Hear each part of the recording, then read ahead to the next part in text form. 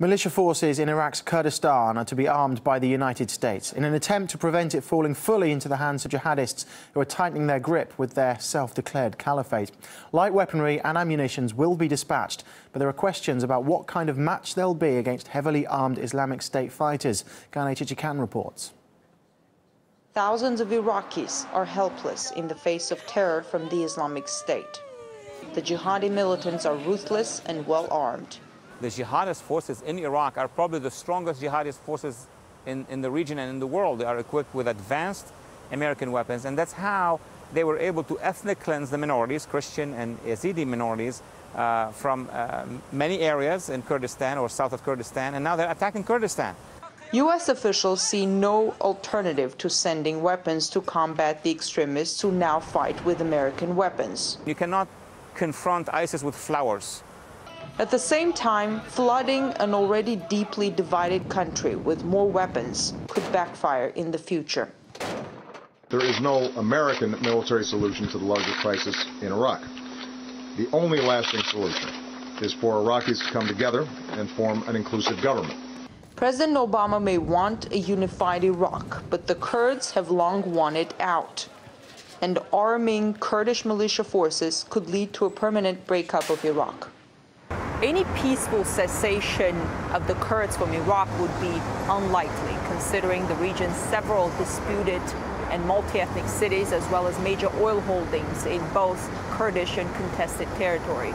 Now, as pressing as the Kurds' defense needs are, the question is whether the weapons provided for defense today could be used for offense at a later date. In Washington, I'm Gane Chichikan, RT.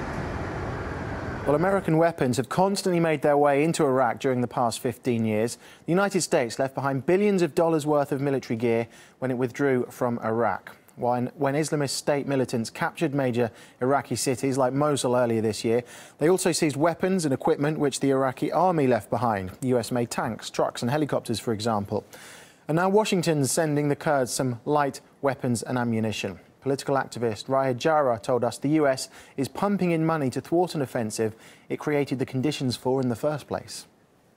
On the one hand, we see the US allocating hundreds of millions of dollars to support, fund and train armed opposition groups in Syria. At the same time, the US is supporting the Iraqi central government against the armed opposition groups in Iraq.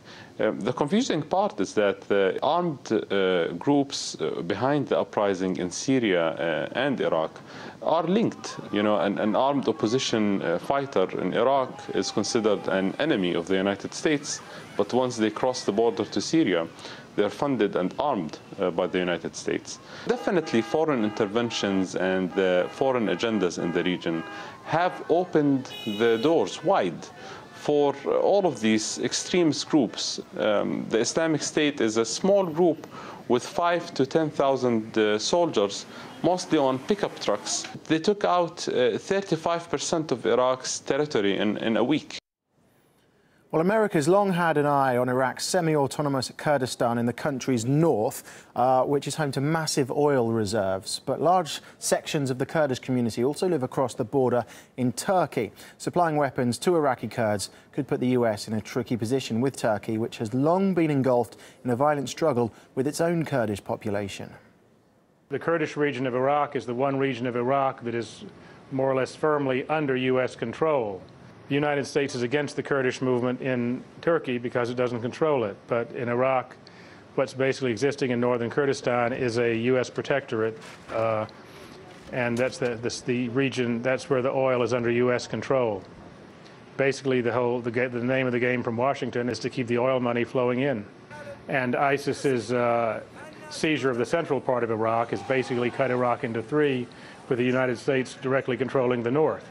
But if they've used ISIS as leverage against the Maliki government, but they're not about to allow ISIS fighters to invade, to come into northern Iraq that's under direct U.S. control. They want to bomb and force them back towards Syria or places where they're more useful to United States corporate and military interests.